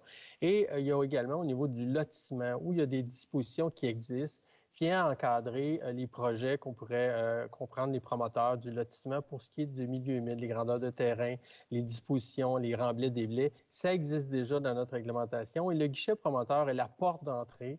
On l'a mentionné tantôt, ce guichet promoteur-là travaille de concert avec les autres services, dont le Bureau de l'environnement, à s'assurer que les interventions sont minimisées dans les milieux humides pour s'assurer justement, en orientation au schéma d'aménagement et à l'application de la réglementation de zonage, la conformité des interventions dans ce milieu-là.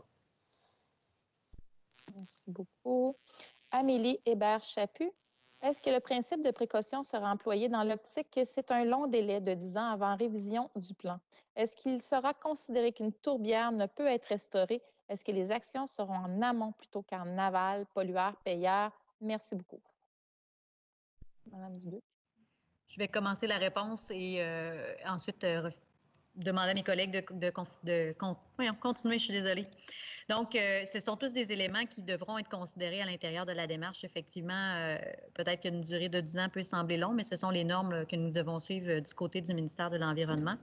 Les questions que vous posez, les actions en amont et en aval, effectivement, c'est la démarche qui va nous amener ces réflexions-là. Je ne sais pas si mon collègue Jean-Philippe veut compléter là-dessus ou si...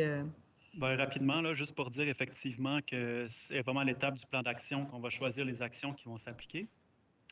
Puis effectivement, de dire que les tourbières peuvent être difficilement restaurées. En fait, il y a de la restauration qui est possible, bien que difficile pour ce genre de milieu humide-là, effectivement. Et, je voudrais simplement rappeler qu'il y a toujours la séquence éviter, minimiser, compenser qui s'applique toujours au niveau de l'analyse de chacun des projets. Merci beaucoup. Félix Boudreau, qui, dans son intervention, a 6 questions. Alors, certains promoteurs ont-ils des droits acquis qui leur permettraient de ne pas se plier au plan nature? Maintenant que le processus du plan est présenté et d'ici son application, qu'est-ce qui empêche les promoteurs d'accélérer leur processus pour éviter de s'y plier ou s'assurer des droits acquis? Quel pourcentage du territoire considéré comme un milieu naturel appartient déjà à un ou des promoteurs privés? Le plan peut-il inclure une manière pour la municipalité de reprendre possession de certains terrains comportant des milieux naturels prioritaires et cela au prix estimé du terrain plutôt qu'au prix incluant un dédommagement en tenant compte de la valeur exploitée du terrain? Le coût réel de restauration d'un milieu humide correspond-il réellement au coût prévu en pénalité pour leur destruction? Et enfin, considérez-vous que le mal lié à la destruction de milieux naturels ou humides est suffisant, considérant que depuis 2017, le ministère de l'Environnement a récolté plus de 47 millions de dollars en compensation de la part de promoteurs et de propriétaires ayant détruit des milieux humides, la source venant du Devoir 31 janvier 2020. Bien, je pense qu'on va les diviser Ouais. pour pouvoir être en mesure d'y répondre parce qu'il y a effectivement beaucoup de questions à l'intérieur. Donc, je vais juste commencer par la première. Certains promoteurs ont-ils des droits acquis qui leur permettraient de ne pas se plier au plan nature? Est-ce que, M. Gatien, vous êtes en mesure de répondre à ceci? Oui, effectivement. Ce qu'il faut retenir, c'est que quand un promoteur dépose un projet, le droit acquis en matière environnementale est très restreint. Par contre, ce que je vous dirais, c'est que le conseil a l'opportunité de décider ou non d'accepter un projet d'un promoteur. Il y a une mécanique qui existe, qui est à la Ville, avec la collaboration avec le ministère de l'Environnement pour les autorisations de l'article 22 et le prolongement des infrastructures qu'on réfère à un article 32, mais l'équipe en environnement travaille dans le projet au départ et le dossier d'un projet des promoteurs, par exemple, qui on veut faire du lotissement ou un autre type de projet, construction commerciale ou industrielle, il y a une analyse qui est faite par le comité consultatif d'urbanisme qui a une recommandation au conseil et le conseil a l'opportunité d'accepter ou non le projet. Oui, il y a une forme de ségrégation qui peut être faite de la part du conseil s'il y a trop de destruction du milieu humide. À ce moment-là, les fonctionnaires vont réétudier avec les gens qui ont le projet pour réévaluer moins détruire le milieu humide, si vous voulez. Est-ce qu'il y a un droit acquis, proprement dit, en matière environnementale? Il n'y a pas de droit acquis.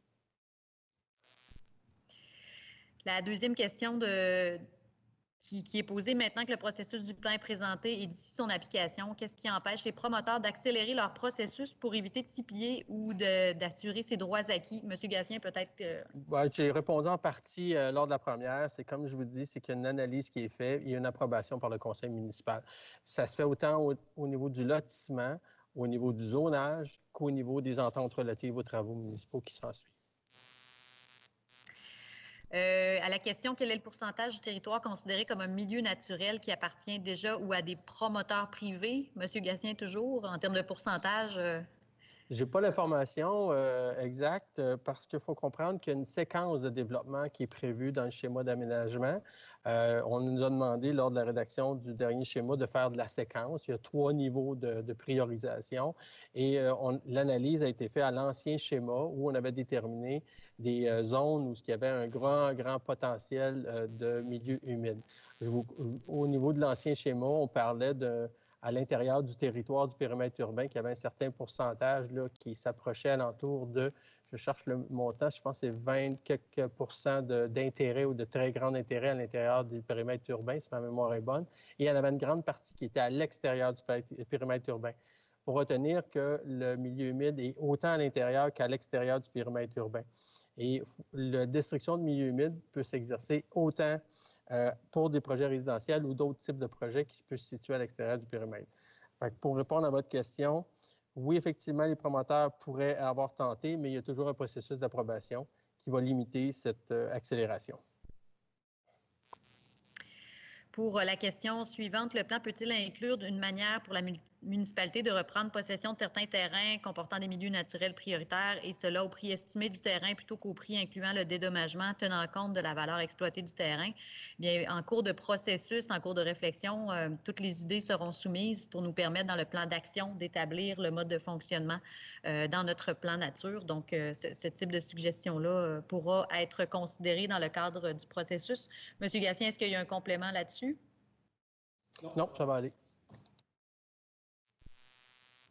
L'autre question, le coût réel de restauration d'un milieu humide correspond-il réellement au coût prévu en pénalité pour leur destruction? Madame Pelcha, quel est votre avis là-dessus? Monsieur Boyer? Oui, en fait, ce coût a été déterminé par le ministère de l'Environnement. Donc, c'est vraiment eux qui déterminent ces chiffres-là en fonction, en fait, de différents paramètres. Puis ces chiffres-là sont différents d'une municipalité à l'autre en fonction de la pression de développement dans cette municipalité-là et du coût des terrains qui sont pas encore construits. Donc, il faut rappeler que le ministère de l'Environnement, c'est lui qui a la responsabilité du règlement qui fait appliquer les contributions financières et qui vont réviser ces coûts-là. Donc, s'ils voient que ce n'est pas assez efficace pour atteindre l'objectif de l'aucune perte nette de milieu humide et hydrique, bien, ils se donnent la latitude de changer leur règlement et d'adopter des choses qui sont plus sévères. Et pour la question, si on considérait que le malus lié à la destruction des milieux naturels ou humides est suffisant, considérant que depuis 2017, le ministère de l'Environnement a récolté plus de 47 millions de dollars en compensation de la part des promoteurs et propriétaires ayant détruit les milieux humides, bien, en fait, M. Boyer a confirmé que le malus est déterminé par le ministère de l'Environnement. Donc, c'est la situation avec laquelle nous devons travailler. Merci beaucoup. Et maintenant, une question de Benjamin Ouellette. D'abord, merci à vous. J'ai la conviction qu'un des obstacles à la conservation de la nature est qu'on ne connaît pas leur valeur économique qu'elle peut nous apporter. Je me demandais donc, à l'étape du diagnostic des milieux naturels, y a-t-il des outils pour évaluer monétairement la valeur de ces écosystèmes et la vulgariser à la population, comme Jean-Philippe Boyer l'a si bien fait tout à l'heure? Croyez-vous que le 55 ou le 65 du mètre carré est suffisant? Et merci pour votre démarche. Je pense qu'effectivement, notre collègue biologiste Jean-Philippe Boyer pourrait répondre en partie à cette question. Oui, effectivement, il y a des moyens d'évaluer monétairement la valeur des écosystèmes, en fait, la valeur des services que nous rendent les écosystèmes. Il y a plein de méthodes qui peuvent s'appliquer, qui peuvent être assez complexes quand même. Au niveau des milieux humides, là, sans rentrer dans les détails, on peut, en fait, les études récentes faites au Québec nous montrent des valeurs autour de 15 à 20 000 par hectare par année en services rendus par les milieux humides. Il y a des études qui ont été faites aussi pour la grande région de Montréal ainsi que la grande région de Québec. Je n'ai pas les chiffres en tête en ce moment, mais c'est des études qui sont disponibles sur Internet. Et au niveau, à savoir est-ce que le 45 ou le 65 le mètre carré est suffisant, mais en fait, ma collègue a répondu à la question précédente. Et c'est au ministère de l'Environnement, en fait, de trancher à ce niveau-là et d'établir ces chiffres-là. Merci beaucoup. Une question de Mélanie Drouin. Pouvez-vous donner des exemples de situations où la destruction de milieux humides peut être autorisée par le ministère de l'Environnement?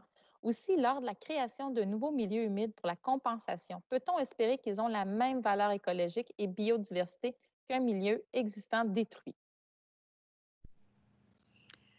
Madame Pelcha, est-ce que vous avez des exemples en tête de destruction?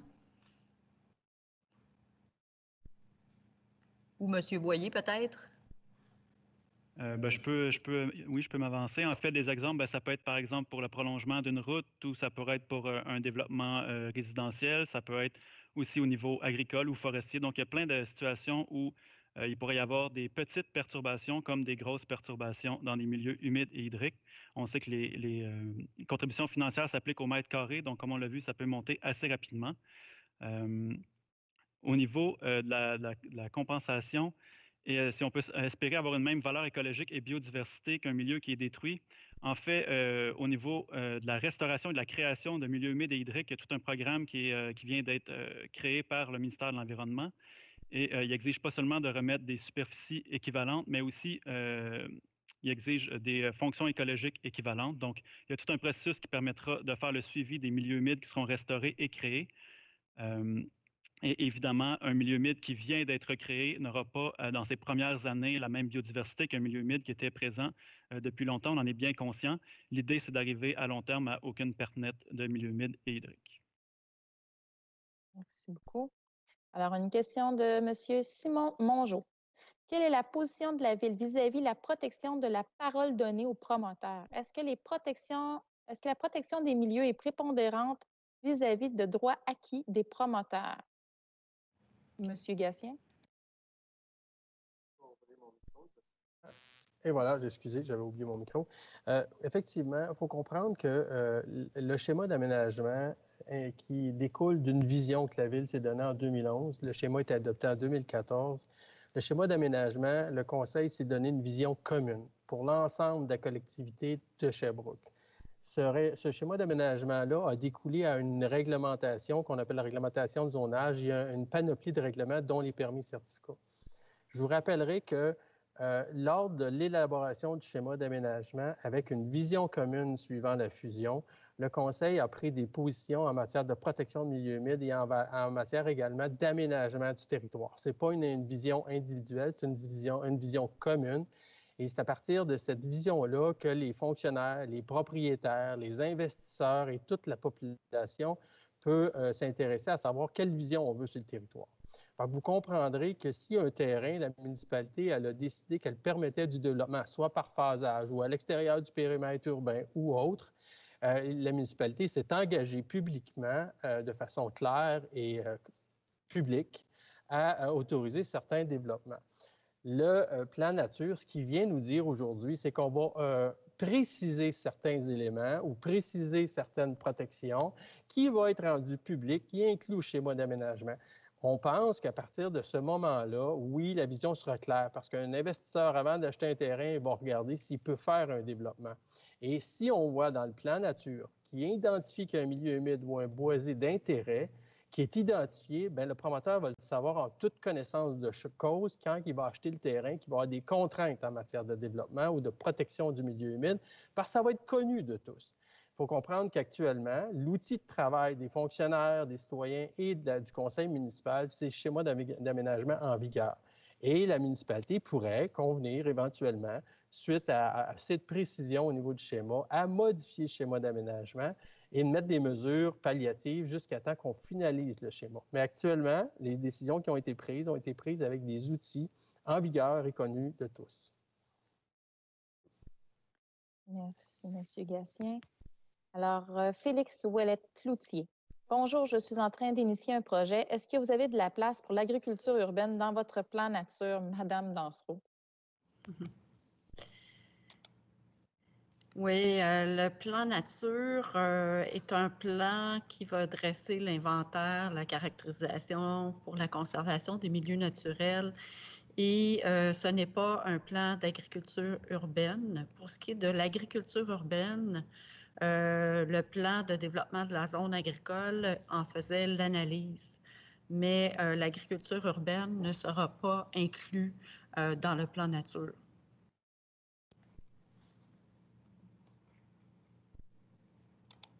Merci beaucoup. Alors, maintenant, Cody Danaher. Puisque les zones humides sont parfois le produit de dizaines, de centaines et parfois même de milliers d'années d'interaction intime entre leurs organismes et environnements biotiques, la création ou la restauration de zones humides de valeur écologique similaire dans un court laps de temps n'entraînerait pas nécessairement une compensation équitable entre le milieu humide perdu et le milieu humide créé ou réhabilité. En conséquence, comment le plan nature s'assurera-t-il que toutes les pertes de zones humides seront compensées équitablement? Je dirige la question à M. Boyer. Oui, donc comme on l'a mentionné d'abord, je voudrais juste rappeler la séquence éviter, minimiser, compenser. Donc, c'est vraiment la séquence qu'on doit appliquer. Donc, on doit vraiment commencer par essayer d'éviter de détruire les zones humides parce qu'effectivement, votre commentaire est bon. C'est pas facile de restaurer ou de créer des milieux humides et d'y restaurer une biodiversité qui est importante comme ceux qui peuvent être détruits. Donc, d'éviter, de minimiser et en dernier recours, de compenser. Donc, c'est vraiment la séquence qui est appliquée autant dans la préparation du plan nature que par le ministère de l'Environnement dans l'analyse des projets. Au niveau de la compensation comme telle, en fait, c'est bien encadré par le ministère de l'Environnement. Ils se sont posés les mêmes questions que vous aussi. Et au niveau des programmes de restauration et de création, il y aura tout un suivi qui sera fait pour s'assurer que les projets vont vraiment répondre aux objectifs. Et dans le fond, comme c'est encadré vraiment par le ministère de l'Environnement pour tout ce qui est création et restauration, ben nous, on va suivre les recommandations qu'ils vont nous faire, en fait. Merci beaucoup. Alors maintenant, M. Claude Dosty. Mme Godbout a affirmé que des mesures à court terme étaient analysées, comme le RCI ou un règlement pour protéger les milieux humides sans attendre le plan nature. Quand est-ce que le Bureau de l'environnement va revenir au conseil municipal avec les résultats de cette analyse? Mme Dubuc. Nous sommes effectivement analysés les différents outils à notre disposition et vous avez eu dans le courant de la présentation qu'est-ce que nous avons déjà comme outils réglementaires pour nous assurer de bien encadrer, bien contrôler le développement dans les milieux naturels. Donc, cette analyse est en cours de confirmer une date de retour. Ce serait un peu difficile pour moi de faire ça ce soir, mais nous avons tous la préoccupation d'agir dans les meilleurs délais pour nous assurer de bien encadrer les milieux naturels. Merci beaucoup, Mme Dubuc. Alors, Gabrielle Rondeau-Leclerc. Merci pour cette présentation. Dans le cadre de la création de milieux humides, il est évident qu'un milieu humide naturel n'a pas la même valeur écologique qu'un milieu humide créé par l'homme. Mes questions sont les suivantes. Comment se mesure la compensation d'un milieu humide? Serait-ce seulement par sa superficie ou cela pourrait-il inclure la diversité biologique, les services écologiques encourus, la fréquentation par des espèces indicatrices? Comment vous comptez vous assurer que ces milieux sont, d'un, implantés dans un endroit cohérent pour ce type d'aménagement, tant dans son utilité que dans les aménagements, que dans la topographie du bassin versant? Deux, ne se font pas envahir par des espèces invasives telles la phragmite. Et 3, que ces milieux reçoivent un suivi afin d'assurer de leur pérennité et de leur bon établissement. Madame Dubé. Monsieur Boyer. Oui, donc c'est effectivement de très bonnes questions. Comme je le mentionnais à la réponse à laquelle je viens de répondre il y a quelques instants, j'ai participé notamment à un forum avec le ministère de l'Environnement et toute une panoplie d'experts dans le domaine. Et ce sont des questions qu'on s'est effectivement posées quand le ministère de l'Environnement était en train de préparer son programme de restauration et de création de milieux humides et hydriques. Donc, ce sont vraiment des questions qui sont pertinentes. Et c'est des questions qui sont adressées aussi dans ce programme-là. Donc, au niveau de notre plan nature, nous, ce qui nous concerne, ça va être d'identifier des endroits sur le territoire pour la restauration et pour la création de milieux humides et hydriques. Donc, on va regarder les milieux humides et les cours d'eau qui sont dégradés et qui pourraient avoir besoin de restauration, ou encore des secteurs où on aurait besoin de la création de milieux humides ou hydriques pour répondre aux enjeux dont on a parlé un peu plus tôt dans la présentation. Donc, des enjeux qui pourraient être au niveau de la biodiversité, mais aussi au niveau de la rétention de l'eau, au niveau des inondations, par exemple. Donc, le choix des endroits où vont se faire la restauration et la création va être en fonction des enjeux et en fonction aussi des opportunités qui vont se présenter. Mais dans le plan nature, on va identifier déjà certaines opportunités. Au niveau de la réalisation comme telle des projets de restauration et de création, en fait, c'est vraiment géré par le ministère de l'Environnement et ce ne sera pas nécessairement la Ville de Sherbrooke qui sera l'initiateur de ces projets-là. Ça pourrait être des organismes, ça pourrait être des entreprises privées. Donc, il y a plusieurs organisations qui pourraient être initiatrices de projets de restauration et de création dans le cadre des appels d'offres à projets qui vont être lancés par le ministère de l'Environnement dans les prochaines années.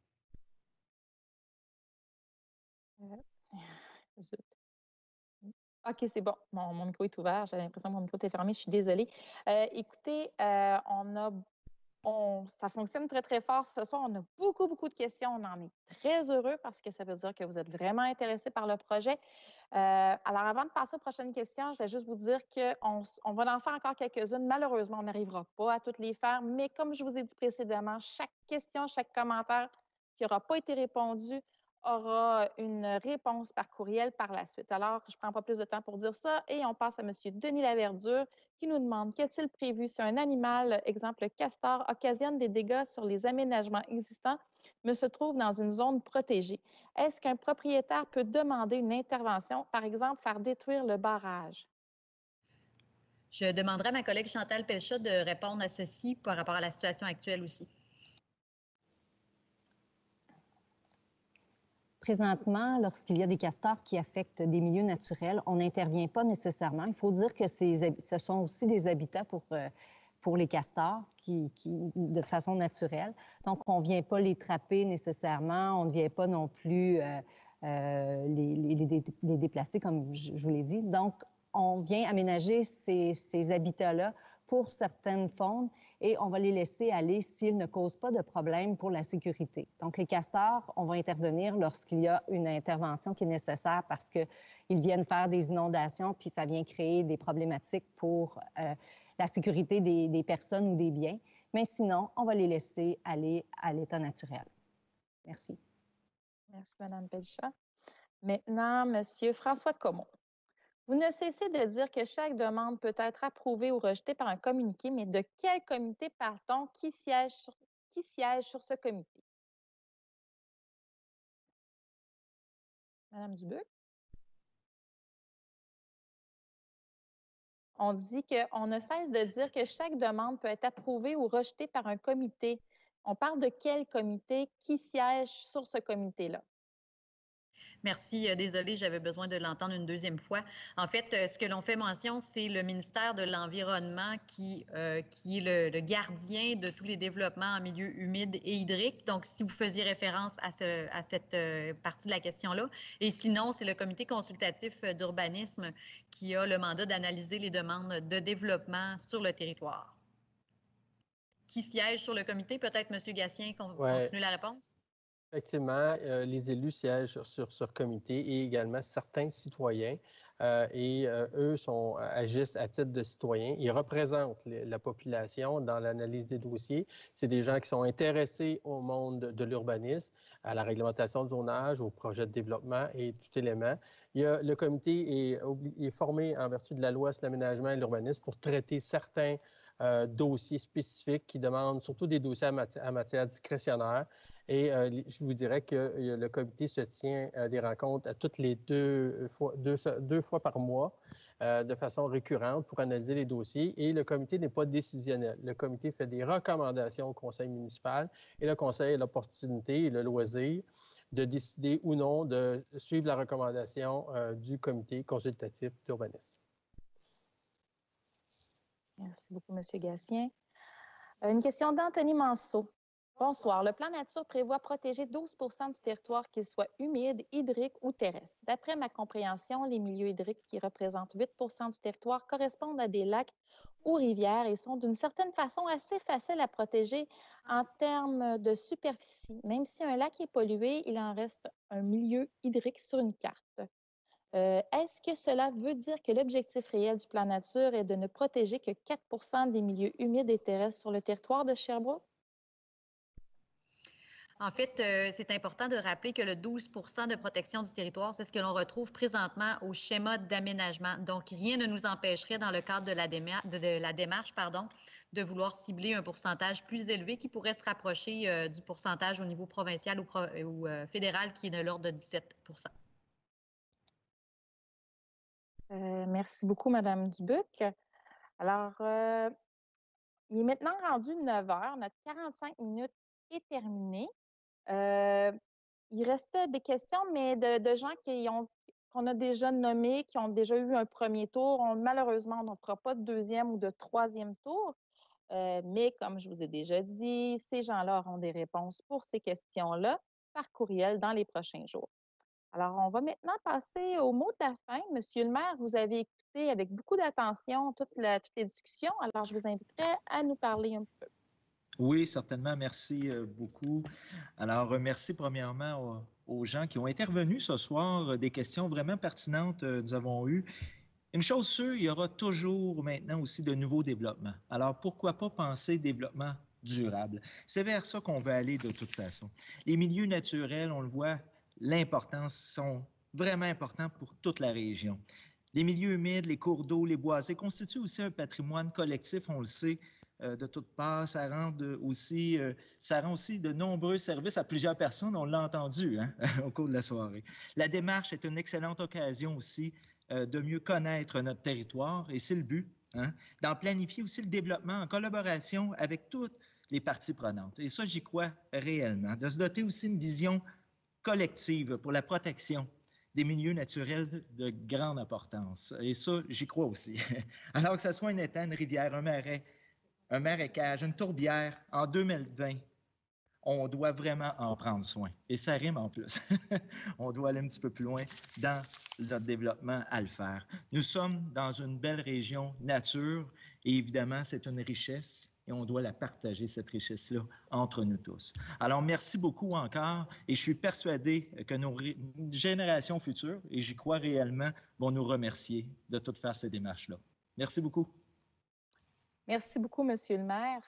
Alors, normalement, le mot de la fin serait à notre présidente du comité de l'environnement. Certainement. Malheureusement, Mme Godbout éprouve actuellement... Ah, la voilà, juste au bon moment. Merci beaucoup. Mme Godbout, je vous cède la parole. J'ai eu un petit problème de connexion à un certain moment, là, et donc là, je me suis reconnectée sur un autre appareil, donc merci.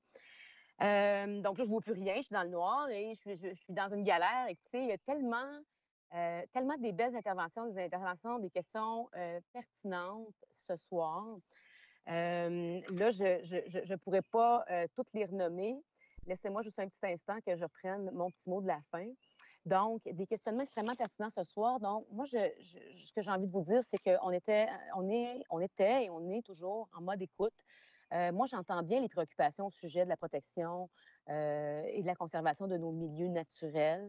Il y a beaucoup d'oreilles qui ont entendu ce que vous aviez à dire ce soir, vos questionnements, vos préoccupations, vos idées.